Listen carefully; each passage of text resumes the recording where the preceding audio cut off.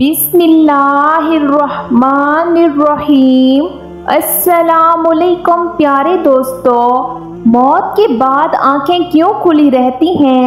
हजरत अबू हुरैरा रज़ियल्लाहु ताला अन्हु फरमाते हैं कि हुजूर नबी करीम सल्लल्लाहु अलैहि वसल्लम ने इरशाद फरमाया कि जब कोई फौत हो जाता है तो उसकी आंखें कैसा मंजर देख रही होती हैं। प्यारे दोस्तों, आपसे गुजारिश है कि इस वाक़ये को अंत तक ज़रूर देखिएगा। प्यारे दोस्तों, क्या आपने कभी ये भी सोचा है कि अल्लाह ताला ने कुरान मजीद में ये क्यों फरमाया है कि हर जी रूह को मौत का जायका चखना है? ये क्यों नहीं कहा कि हर रूह को मौत आनी है या हर जी रूह ने मौत के हाथों ख़त्म हो जाना है?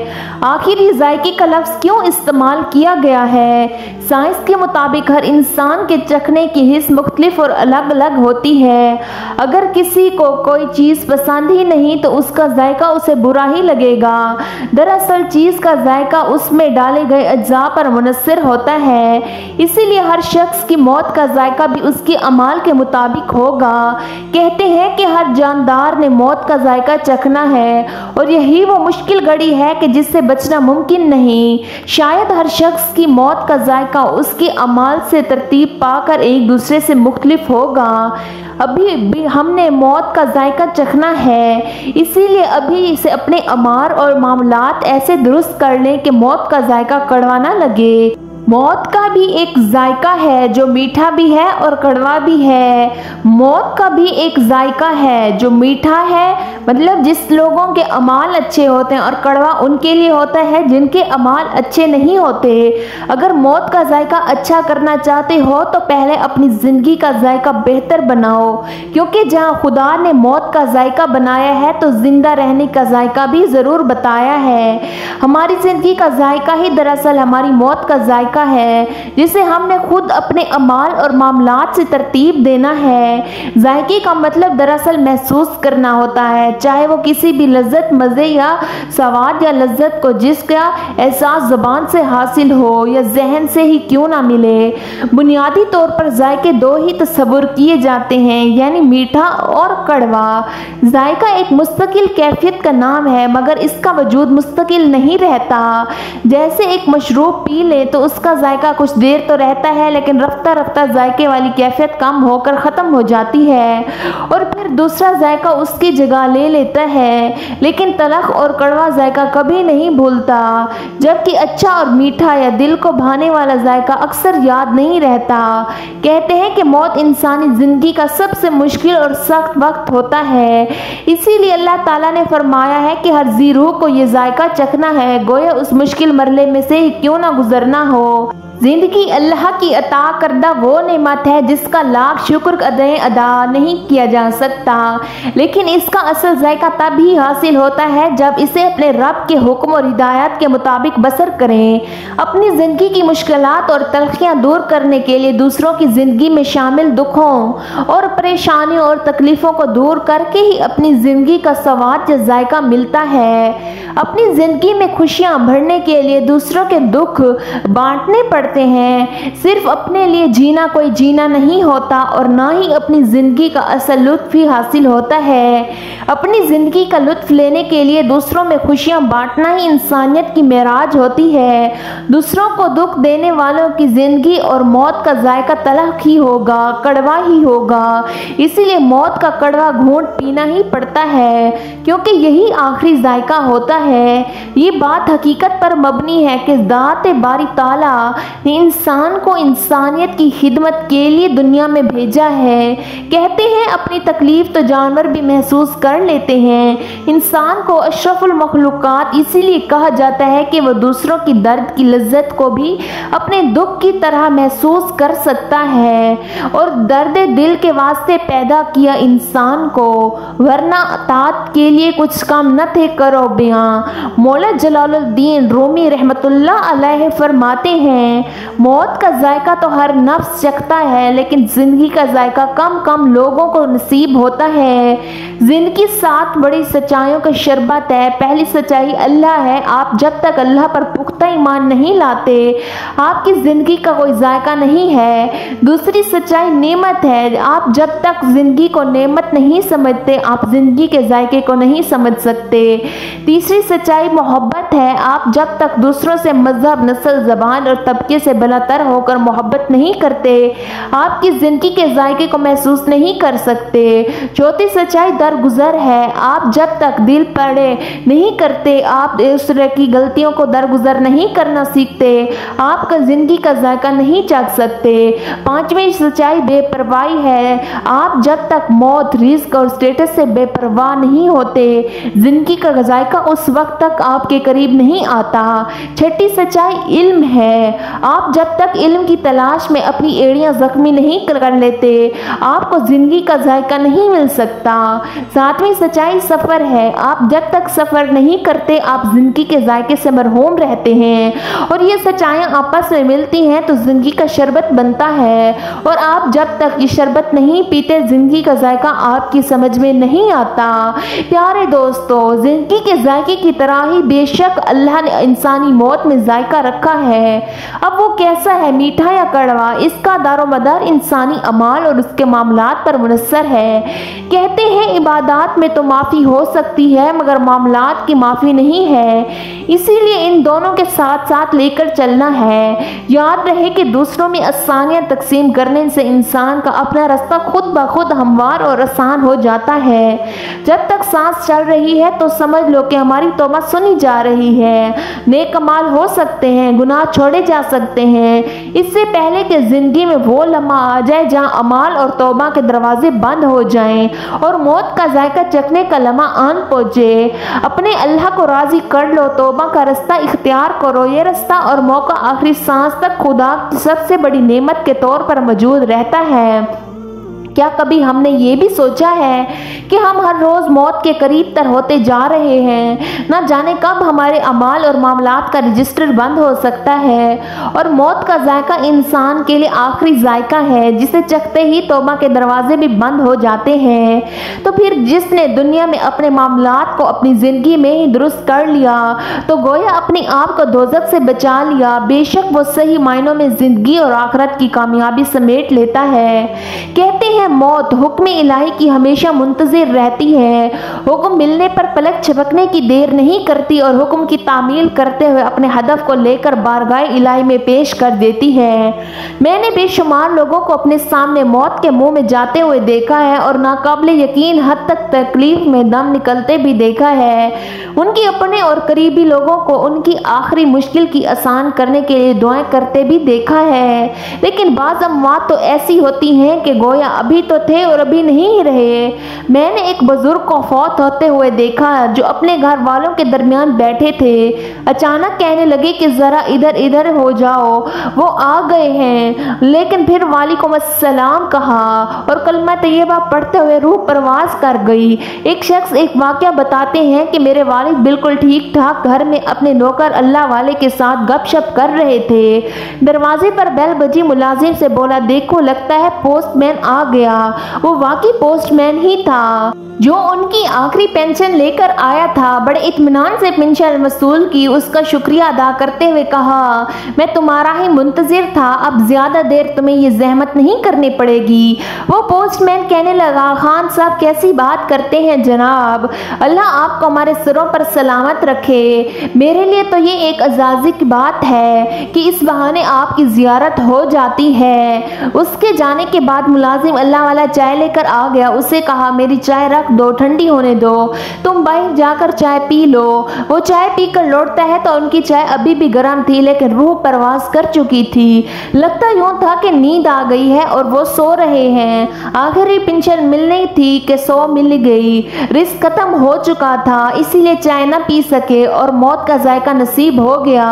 बेशक फरिश्ते सलाम उन्हें ही पेश करते हैं जिन्होंने अपने रब को खुश कर दिया और जिनकी दीनी और दुनियावी मामलात दुरुस्त रहे हों। ہوں۔ انسانیت کی خدمت کو عبادت اور رضا الہی کا ذریعہ سمجھتے ہوئے یقیناً موت کے اس ذائقے کو مٹھاس وہی محسوس کرتے ہیں جو لوگوں کی زندگیوں میں مٹھاس بھرتے ہوں۔ زمانے کی قسم انسان خسارے میں ہے، موت اٹل ہے جس سے فرار ممکن نہیں، تو رخت سفر تیار رکھیں، پتہ نہیں کب کہاں اور کیسے بلاوا آ جائے۔ اللہ رب العالمین نے قرآن مجید میں کئی جگہوں پر دنیا کی بے ثباتی بیان فرما کر اسے دھوکے کا سامان قرار دیا ہے۔ فرمانے باری تعالیٰ ہے کہ تم سب جان لو کہ یہ دنیا کی زندگی محض کھیل تماشا، زیب و زینت، آپس میں ایک دوسرے پر فخر کرنا اور مال و دولت اور اولاد میں ایک دوسرے سے آگے بڑھنا ہے۔ اس کی مثال اس بارش کی ہے جس سے اگنے والی فصل کسانوں کو خوش کر دیتی ہے، پھر وہ پک کر زرد پڑ جاتی ہے، پھر چورا چورا ہو جاتی ہے۔ عام طور پر یہ سوال کیا جاتا ہے کہ مرنے کے بعد میت کی آنکھیں کیوں کھلی رہ جاتی ہیں؟ سائنس اس کا بھی جواب دے کر، لیکن ایک مسلمان کے لیے اس سے بڑا حکمت افروز جواب کیا ہو سکتا ہے کہ جو آپ صلی اللہ علیہ وسلم نے دیا تھا اور اس راز لافانی سے آگاہ فرما دیا تھا کہ جب کوئی فوت ہوتا ہے تو اس کی آنکھیں ایک ایسا منظر دیکھ رہی ہوتی ہیں جو زندہ کو نظر نہیں آتا۔ حضرت ابو ہریرہ رضی اللہ تعالیٰ عنہ فرماتے ہیں کہ رسول اللہ صلی اللہ علیہ وسلم نے فرمایا، کیا تم دیکھتے نہیں کہ انسان جب فوت ہو جاتا ہے تو اس کی نظر ایک جگہ کھڑی ہو جاتی ہے؟ ہم نے عرض کیا، ہاں یا رسول اللہ صلی اللہ علیہ وسلم، ایسا ہی ہے۔ آپ صلی اللہ علیہ وسلم نے فرمایا، یہ اس وجہ سے ہوتا ہے کہ اس کی نظر اس کا پیچھا کرتی ہے۔ اللہ تعالیٰ کی قدرت سے یہ بعید نہیں کہ جو چیز اس کو پہلے نظر نہیں آ سکتی تھی اب اس کو دکھائی دے۔ حضرت ابن عباس رضی اللہ تعالیٰ عنہ سے مروی ہے کہ حضور پاک صلی اللہ علیہ وسلم نے فرمایا، کوئی شخص جنت یا جہنم میں اپنا مقام دیکھے بغیر دنیا سے رخصت نہیں ہوتا۔ پھر آپ صلی اللہ علیہ وسلم نے فرمایا، جب وہ مرنے کے قریب ہوتا ہے تو فرشتوں کی دو صفیں کھڑی ہو جاتی ہیں، ان کے چہرے کتاب کی طرح چمکتے ہیں، تو وہ مردہ ان کو دیکھتا ہے لیکن دوسرے لوگ نہیں دیکھ سکتے۔ تم یہ کہتے ہو کہ شاید مرنے والا شخص تمہاری طرف دیکھ رہا ہے۔ ہر فرشتے کے پاس جنتی کفن اور خوشبوئیں ہوتی ہیں۔ اگر مرنے والا شخص مومن ہو تو فرشتے اس کو جنت کی بشارت دے کر کہتے ہیں، اے نفس مطمئنہ، اللہ تعالیٰ کی رضا اور اس کی جنت کی طرف نکل آ، کیونکہ اللہ تعالیٰ نے تیرے لیے جو انعامات تیار کیے ہیں جو دنیا مافیا سے افضل ہیں۔ فرشتے انہیں نہایت ہی نرمی اور مہربانی سے اس کو یہ خوشخبری سناتے ہیں، پھر یکا بعد دیگرے ہر ناخن اور ہر جوڑ سے اس کی روح نکال لیتے ہیں، یہاں تک کہ روح تھوڑی تک پہنچ جاتی ہے اور وہ جسم سے نکلنے کو اتنا سا برا رہ جاتی ہے جتنا کہ بچہ اپنی ماں کی رحم سے نکلنے کو اچھا نہیں سمجھتا۔ مسلم اور ابن ماجہ کی روایات کے مطابق حضرت ابو سلمہ رضی اللہ تعالیٰ عنہ کا جب آخری وقت آیا تو رسول اللہ صلی اللہ علیہ وسلم ان کی عیادت کے لیے تشریف لائے۔ وہ جان کنی کے عالم میں تھے، پردے کے دوسری طرف عورتیں رو رہی تھیں۔ آپ صلی اللہ علیہ وسلم نے فرمایا، میت کی جان نکل رہی ہوتی ہے تو اس کی نگاہیں پرواز کرنے والی روح کا پیچھا کرتی ہیں۔ تم دیکھتے نہیں کہ آدمی مر جاتا ہے تو اس کی آنکھیں کھلی رہ جاتی ہیں۔ حضرت ابو سلمہ رضی اللہ تعالیٰ عنہ کا دم نکل گیا تو آپ صلی اللہ علیہ وسلم نے دستے مبارک ان کی آنکھیں بند کر دیں۔ آپ صلی اللہ علیہ وسلم نے عورتوں کو تلقین فرمائی کہ میت پر بیان کرتے ہوئے اپنے لیے بد دعا نہیں بلکہ بھلائی کی دعا مانگو، کیونکہ فرشتے میت اور اس کی اہل خانہ کی دعا یا بد دعا پر آمین کہتے ہیں۔ اس موقع پر نبی پاک صلی اللہ علیہ وسلم نے حضرت ابو سلمہ رضی اللہ تعالیٰ عنہ کے لیے یوں دعا فرمائی، اے اللہ ابو سلمہ کی مغفرت کر دے، ہدایات یافتہ یعنی اہل جنت میں ان کا درجہ بلند کر دے، پسندمانگان میں ان کا قیام مقام کر دے، اے اللہ رب العالمین ہماری ان کی مغفرت فرما دے، قبر میں ان کے لیے کشادگی کر دے اور اسے منور کر دے۔ حضرت ابو سلمہ رضی اللہ تعالیٰ عنہ سب کونے الوان صحابہ کرام میں سے تھے۔ دنیا کی بے سواتی کی وجہ سے ہی رسول اللہ صلی اللہ علیہ وسلم نے اپنی بے شمار احادیث میں امت کی توجہ آخرت کی طرف دلائی۔ فرمان نبی صلی اللہ علیہ وسلم ہے، عقل مند آدمی وہ ہے جس نے اپنے نفس کو قابو میں رکھا اور ایسے کام کیے جس کا فائدہ اسے موت کے بعد ملے گا۔ آپ صلی اللہ علیہ وسلم نے انسانی حرص کو لگام دیتے ہوئے فرمایا، انسان ہمیشہ یہ کہتا رہتا ہے کہ میرا مال، حالانکہ سوائے 3 چیزوں کے کوئی اس کا مال نہیں ہے۔ نمبر 1، جو کچھ کھا کر ختم کر دیا اس کا ہے، کیونکہ اس کھانے کے مزے اس نے دنیا میں ہی لیے۔ نمبر 2، جو کچھ پہن کر پرانا کر دیا وہ اس کا ہے، کیونکہ اس کے لباس سے اس نے اس دنیا میں زیب و زینت اختیار کی۔ نمبر 3، جو کچھ اچھا یا برا عمل کر کے توشہ آخرت تیار کر لیا وہ اس کا ہے، کیونکہ اس کی جزا یا سزا اس کو آخرت میں ملے گی۔ اس کے سوا جو کچھ ہے وہ وارثوں کو جانے والا ہے اور لوگوں کے چھوڑ کر مر جاتا ہے۔ اگر انسان کے پاس سونے کی 2 وادیاں بھی ہوں پھر بھی اس کی چاہت ہوگی کہ کاش اسے تیسری بھی مل جائے۔ انسان کی ہرس پیٹ کے سوائے قبر کی مٹی کی اور کوئی چیز نہیں بھر سکتی۔ اسی لیے رسول اللہ صلی اللہ علیہ وسلم نے ارشاد فرمایا اور حضرت عبداللہ بن عمر رضی اللہ تعالیٰ عنہ کو نصیحت کرتے ہوئے فرمایا، دنیا میں اس طرح رہو جیسے تم اجنبی ہو یا تم مسافر۔ صبح کرو تو شام کا انتظار نہ کرو اور شام کرو تو صبح کا انتظار نہ کرو، اور اپنے آپ کو مردود میں شمار کر لو اور اپنی صحت کو غنیمت جان لو۔ اپنی بیماری سے پہلے اور اپنی زندگی کو اپنی موت سے پہلے، یعنی دنیا کو وطن نہ بنانا کہ تم میں اس میں عرصہ دراز تک رہنے کی آرزو پیدا ہو جائے۔ اس سے صرف اتنا ہی شفو اور تعلق رکھنا جتنا ہی ایک اجنبی شخص ہو جو کہ اپنے اہل و عیال کے پاس لوٹنا چاہتا ہے۔ حضرت عمر بن میمون رحمۃ اللہ علیہ کہتے ہیں کہ رسول کریم صلی اللہ علیہ وسلم نے ایک شخص کو نصیحت کرتے ہوئے فرمایا، 5 چیزوں کو 5 چیزوں سے بڑی غنیمت سمجھو، یعنی 5 حالتوں ایسی ہیں جن میں وہ موجود ہوں تو ان کو 5 حالتوں سے غنیمت سمجھو جو زمانہ آئندہ میں پیش آنے والی ہیں۔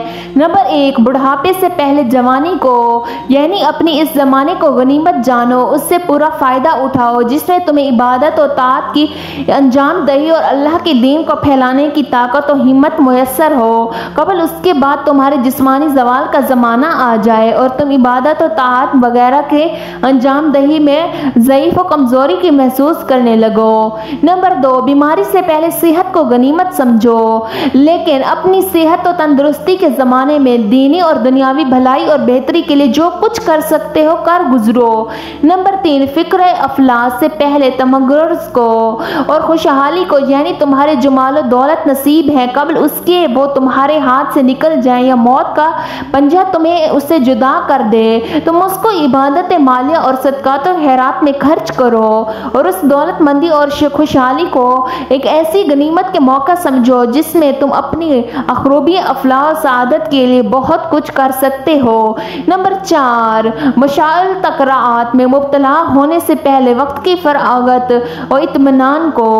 نمبر 5، موت سے پہلے زندگی کو۔ اس روایت کو ترمذی نے بطریق ارسال نقل کیا، کل نفس ذائقۃ الموت، ہر ایک نے موت کا ذائقہ چکھنا ہے، اور ہمیں چاہیے کہ ہر وقت زبان سے ایسی بات نکالیں جو کہ اگر ہماری آخری وقت ہو تو اللہ پاک خوش ہو جائیں۔ اور صحیح الجماع کی جو دوسری روایت ہے، رسول اللہ صلی اللہ علیہ وسلم نے فرمایا، جو شخص گڑگڑاہٹ سے پہلے اللہ کی طرف رجوع کر لیتا ہے اللہ پاک اس کو معاف دے دیتے ہیں، اور جو شخص موت کو گڑگڑاہٹ جب ہوتی ہے، جب موت آتی ہے، پسلی پر چڑھ جاتی ہے، پھر انسان جب معافی مانگتا ہے تو اللہ معاف نہیں فرمائے گا۔ جس طرح انسان کو فرشتے عام روٹین میں نظر نہیں آتے لیکن موت سے پہلے اسے نظر آنا شروع ہو جاتے ہیں، جب فرشتہ نظر آ جاتا ہے تو پھر انسان کی دعا قبول نہیں ہوتی، کیونکہ وہ وقت تھا پہلے تھا، اب وقت دوسرا شروع ہو چکا ہے۔ ہمیں بھی اللہ سے ڈرنا چاہیے اور اللہ کی طرف رجوع کرنا چاہیے۔ پیارے دوستو، اللہ تعالیٰ سے دعا کرتے ہیں کہ اللہ پاک ہمیں توبہ کرنے والوں میں شامل کرے، ہماری غلطی کوتاہیوں کو معاف کرے، اور اللہ تعالیٰ سے دعا کرتے ہیں کہ اللہ تعالیٰ اپنے پیارے حبیب حضرت محمد مصطفیٰ صلی اللہ علیہ وسلم کے بتائے ہوئے راستے پر چلنے کی توفیق عطا فرمائے۔ اللہ تعالیٰ سے دعا کرتے ہیں کہ اللہ تعالیٰ ہمیں شیطان کے شر سے محفوظ رکھے، اور اللہ تعالیٰ سے دعا کرتے ہیں کہ اللہ تعالیٰ ہمیں نیک عمل کرنے کی توفیق عطا فرمائے۔ اللہ تعالیٰ سے دعا کرتے ہیں کہ اللہ تعالیٰ ہمیں 5 وقت کی نماز پڑھنے کی توفیق عطا فرمائے۔ اللہ تعالیٰ سے سے دعا کرتے ہیں کہ اللہ تعالیٰ ہمارے والدین کا سایہ ہمارے سروں پر ہمیشہ قائم و دائم رکھیں۔ اللہ تعالیٰ سے دعا کرتے ہیں کہ اللہ تعالیٰ ہمارا خاتمہ ایمان پر فرمائے۔ آمین ثم آمین یا رب العالمین۔